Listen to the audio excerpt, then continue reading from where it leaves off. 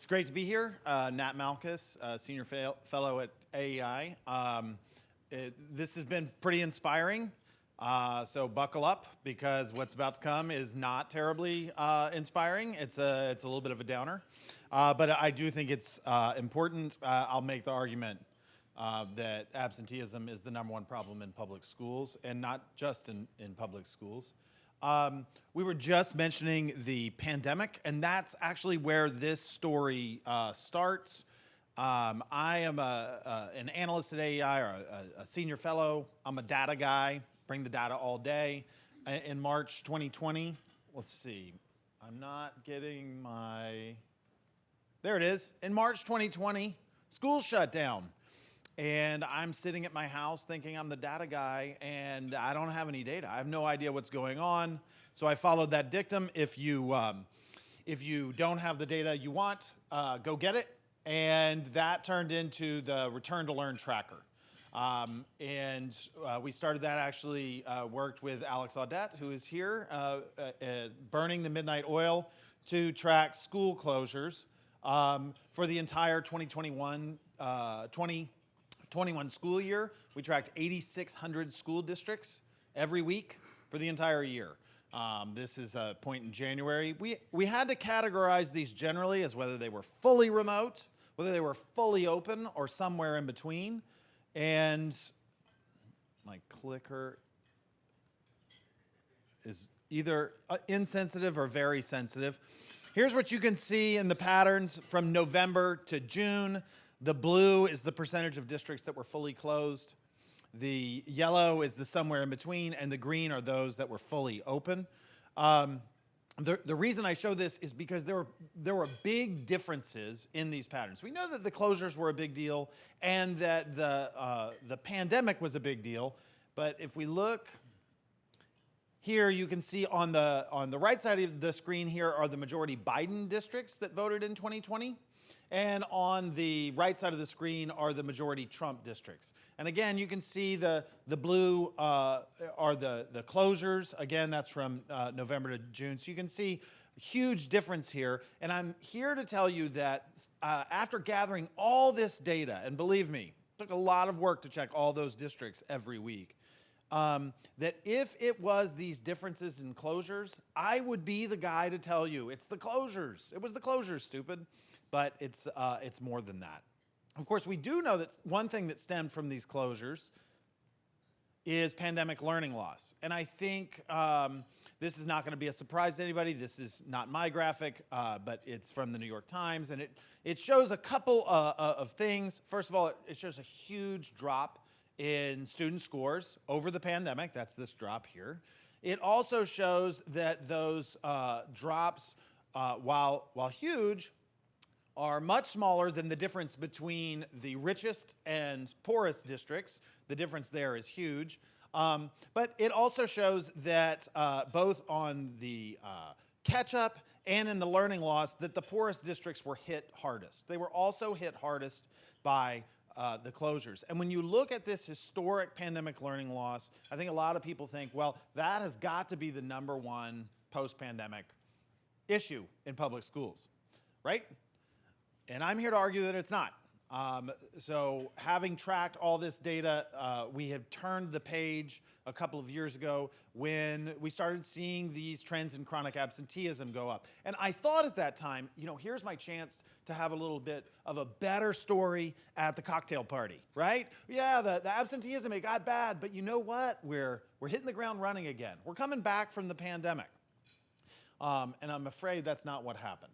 So it's a little hard to see the states on here. This is the 2017 data. And in 2018 and 2019, these dots, the redder you get is the higher rates of chronic absenteeism. Chronic absenteeism, again, is not just a rate of attendance, but it's the percentage of kids attending the district who miss 10% of the school year. Now, this was about 15% pre-pandemic. That's 1 in 6 or 7 kids. And this was a big deal then. If you're chronically absent, you're less likely to read by grade 3, key benchmark. In elementary school, if you're chronically absent, you're much more likely to suffer in middle school. If you're chronically absent in middle school, it's a better predictor of whether you're not going to graduate on time than your grades. These are very fundamental things, and it kind of makes sense, right? If we think schools are good, then going to school regularly is probably going to give you more of the benefits of going to school. So in 2019, there's very little change. This was very stable. In 2020 and 2021, you see a little bit of change, but really you can't trust those numbers. Remember, 2020 is the year that we closed for the last quarter of the year. So the attendance numbers, they're totally messed up. And then in 2021, we had schools closed and open and quarantined. So can you trust those attendance numbers? No, not really. And by 2022 here, it went up to 29% of students. So that's almost 1 in 3 students after the pandemic closures missing 10% of the year. Now, there's still hope here. Remember what happened in 2022 with the pandemic? We had Omicron, right? This is peak pandemic. So maybe it was the Omicron that was the driver here. Now, we only have partial data for 2023, and we won't speak ill of the places where the data is not present. But talk to me later if you're interested in speaking ill of them. In 2023, chronic absenteeism, the good news is it did fall across the nation. The bad news is it dropped 2 points from 28.4 to 26.3%. And the difference there, we might think, well, that's probably us getting better. But remember what I had just said about 2022, that was the year of Omicron. So shouldn't just on the health concerns alone, we have gained at least 2 points. We're in the middle of getting 2024 data. It's coming out slowly. It's coming out more slowly than it has in years past. In California, for some reason, they decided not to put it out in October, but we'll wait until January 1st. I cannot think of any reason why they would do this. Let's look at a slightly different chart to show the story. Again, the change here, we have to confront, like, what happened here? And this is by state. We have about 44 states in here. We're going to show how they rank during the pandemic, and I just want to do a quick word of caution. Chronic absenteeism is defined differently. It is measured differently. Attendance is captured differently across states. So it's not the horse race between states. I don't want you to say, well, let's look at Hawaii versus Colorado. There's things that are there, but what you want to see is what happened in all the states. In 2019, not much happened. Look at how similar they are. This is 2022 data, and you can see the dotted lines, they will come up. The dotted lines are the averages. So the average went from about 15 to almost 29%. But look at that, every single state. When was the last time you see something that happens in every single state? Every single state, it went up dramatically. And then in yellow, a little bit hard to see, we had a modest decline. We had an increase in some states. But this is a dangerous trend. It's bad for students, and it's coming down way too slowly. So for whom? For whom was this bad? So we're going to have to hold 2 ideas in our hands at the same time to understand how this change occurred. On the first hand, we're going to look at 2018 chronic absenteeism in blue, and then in yellow is 2022. So this is sort of the pandemic change. And these are the highest achieving third of districts in my data set. We got about 16 million children in each of these buckets. This is the middle achieving, and this is the lowest achieving. So what do we notice? In the lines in blue, we notice that high achieving districts had lower chronic absenteeism before the pandemic, okay? That's not terribly surprising. And we notice that lower achieving districts had higher rates of chronic absenteeism. We also notice that high achievement districts, their chronic absenteeism went up, but the growth for low achievement districts was larger. So in absolute terms, more challenging districts and more challenging schools suffer more from this problem. That said, the proportional change is astonishingly similar. Look at the high achieving districts, they doubled. Look at the low achieving districts, they doubled. So where you had more problems, whether it was by achievement or by poverty or by urbanicity, pretty similar patterns across the board. We can also look at this by in-person instruction. These were the most in-person districts at 15% pre-pandemic, the middle at 14, the most remote at 16. If you squint, you can see, well, the most closed districts did have a higher increase. It's true. It's just not what's driving this change. It's not the closures, it was the pandemic. And it's important to think about this because we can say, well, why would that be? I thought it was the closures. Well, it wasn't the closures. We shut down all schools for 3 months at the end of 2020. And then some schools were closed for a very long time. On the website that we have all this stuff listed on, returntolearntracker.net, you can see chapter and verse, who, how long, and when.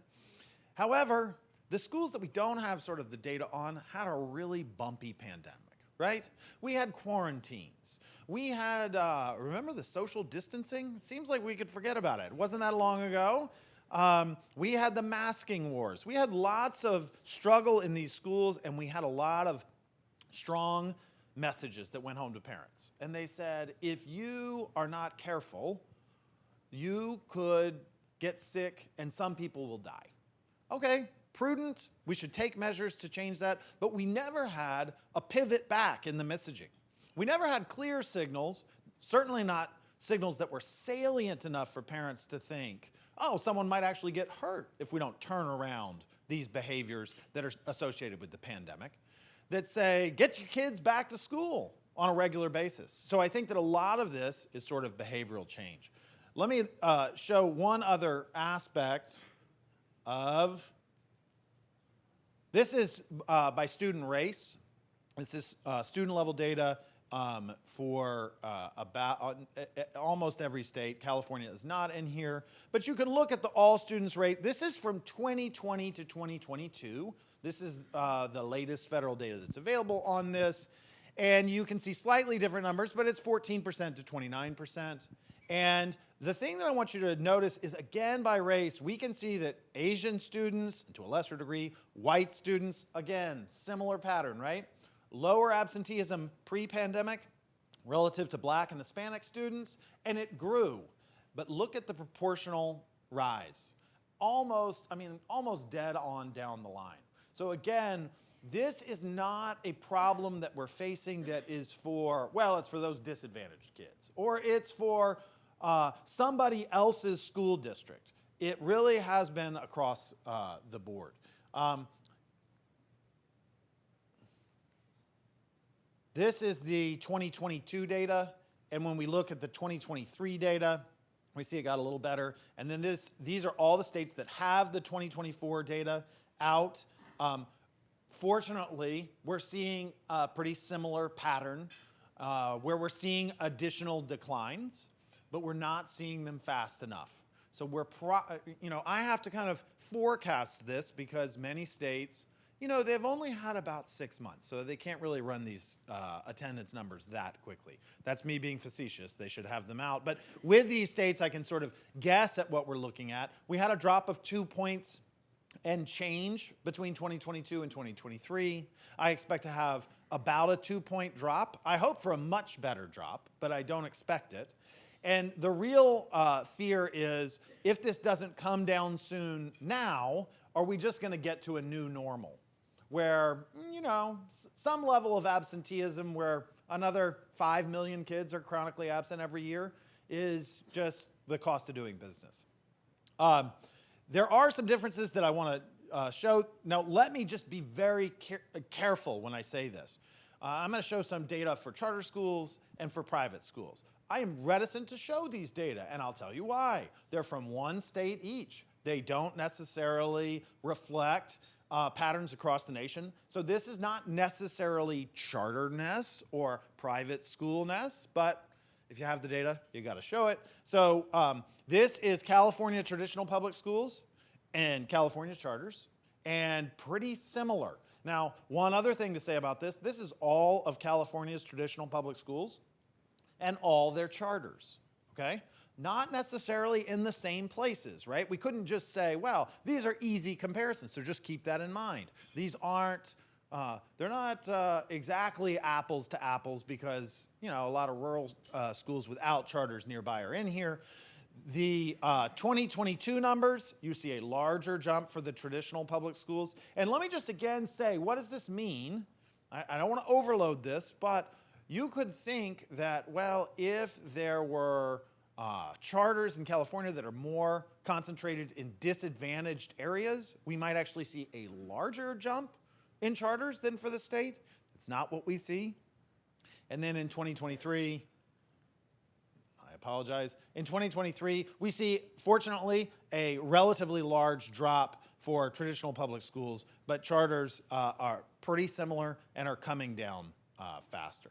In Indiana, we have data on public and independent schools or private schools. Now, look, I gotta just give one more word of caution here on Indiana before I show you these numbers, and that is that public schools have a regime, they have a machine that collects attendance data.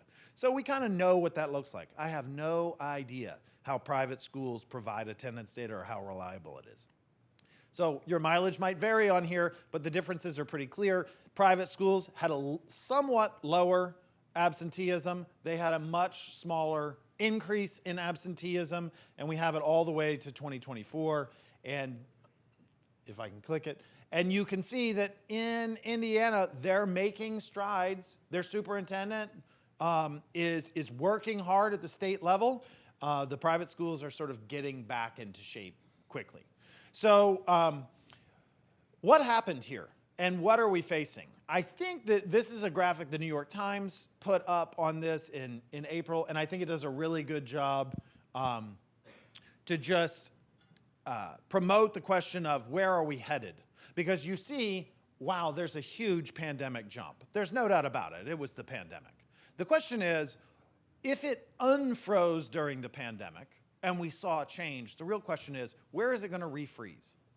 And if we don't find ways to convince a lot of parents, and these are not parents who said, you know, I want to get out of the public schools.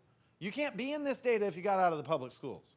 These are the parents who have enrolled their children. These are the children who are enrolled in the year and don't show up.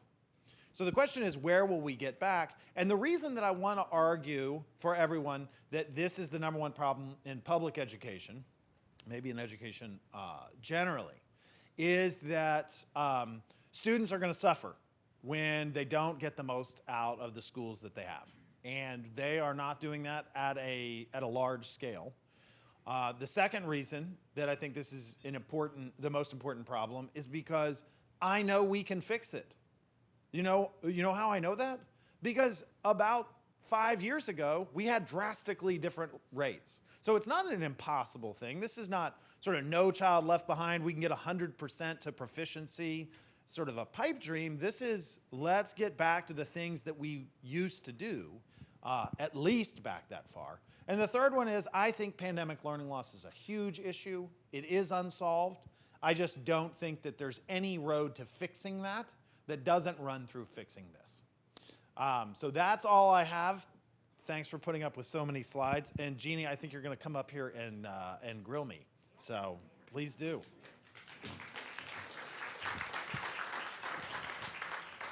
That was excellent. Thank you for sharing that. You know, we are not, nor can we afford to be single issue people. So while we're in this room all about the sustainable, transformational, outstanding, permissionless, this keys to me on the outstanding piece.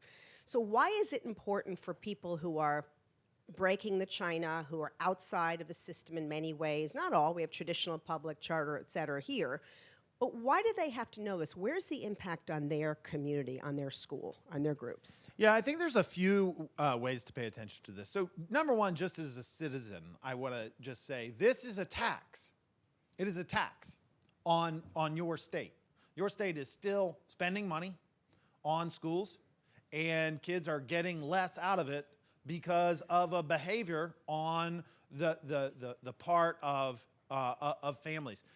I don't think it's all one thing. This is a multifaceted issue. I don't want to say, oh, it's all truancy or it's all that people just don't care. But I do think that a lot of it is behavioral and that we can turn that around. And if we don't, then we are either going to be paying the same amount for lesser outcomes, or we're going to have to spend more to get to the same point. And my thought is it would be much better, not only in terms of sort of efficiency, but also for students if we could have them consistently engaged in schools, because those schools are going to be more productive with consistent attendance. I often say half of what determines what schools get out is the kids that walk in the door. But if we have them walking in the door less frequently, then whatever productive capacity you have at schools is just going to be harder to deliver. And then the other thing I would say is for teachers, this is a degradation in your quality of work life. If you have kids that are out of the classroom at a much higher rate, I mean, I didn't have to suffer too much from this when I taught over here in Prince George's County, Maryland, but I can only imagine missing, 2 more days, 2 more kids in every class period on a regular basis. That would just drive me crazy. So I do think that there's some efficiency that we should care about, and I don't think that we want to look to alternative school models and let public schools burn or let public schools be unproductive or have a marginal downturn. We want a healthy set of schools. I'm all for competition between public schools and other options, be they other public or private options, but I want them all to succeed. So when we started the Stop Awards initiative in 2021, and we saw that there were 1.2 million kids still not back in school, we had a theory that hundreds of thousands of them were probably scattered around the new microschools, the new privates, the new homeschooling, even some charters, and maybe we just weren't counting, public weren't counting. Is it possible they're hidden in some of these organizations that districts don't really care about? I mean, you're the data guy. I remember years ago hearing that Ohio couldn't even report how many kids were in charter schools because they basically did all that counting later manually. So I am the data guy, but I'm also at the mercy of the people that report the data. So to some degree, I'm at the mercy of 50 state departments of education and the District of Columbia's Department of Education. So it's sort of tough to know. It could be that Ohio has big problems, and just let me plug Ohio's data because it's very good, and I very appreciate that state and their reporting pace. But it could be that Ohio's terrible, and just to use the example from earlier in the day, Michigan's great. But I really can't capture those things. I can say that if they're following their definitions, these are kids that are enrolled, and they should be pretty good at knowing that these are behaviors within the kids that are enrolled at these schools. So it's really kind of I'm not saying the issue isn't in public schools. I'm saying we're seeing it in public schools. And everywhere.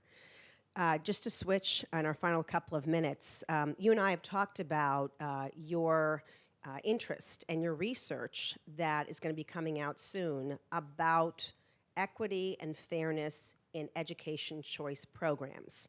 And it's a little edgy because lots of people who like the idea of vouchers and ESAs and everything else are like, woohoo, we passed it, it's great, $5,000, $6,000, let's go, let's move. And you and I have talked about how that may be not the whole playing field that we need to be on, but you've got some thoughts about that. What is wrong with the current state of school choice programs? So yes, this is sort of previewing some work that I'm trying to get out the door. I got a lot on my plate, Jeannie. Give me a break.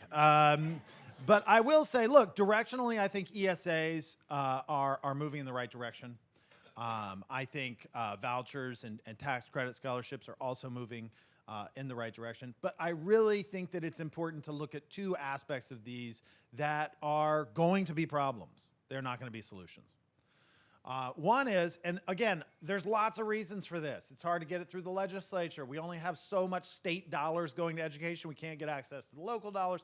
I understand it. But the end result of most of these things are that they are low-priced supplements. And we heard one of the guests earlier saying, well, we can do this for a lower price, but there is a connection between how much resources you have and what you can do.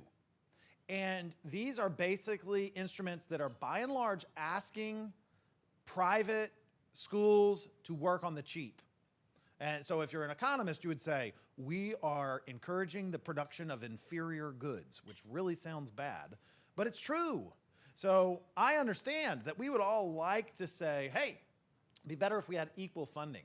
But if we are satisfied to some degree with the production of inferior goods, then you're going to have to bet that privates can just absolutely outpace their public counterparts. And I think over the long term, you're going to undermine how popular ESAs can be because most of them not that well valued. Tax credit scholarships, far worse, far lower values. There's one other point that I got to make here. Even if you solved that problem, you'd have another problem.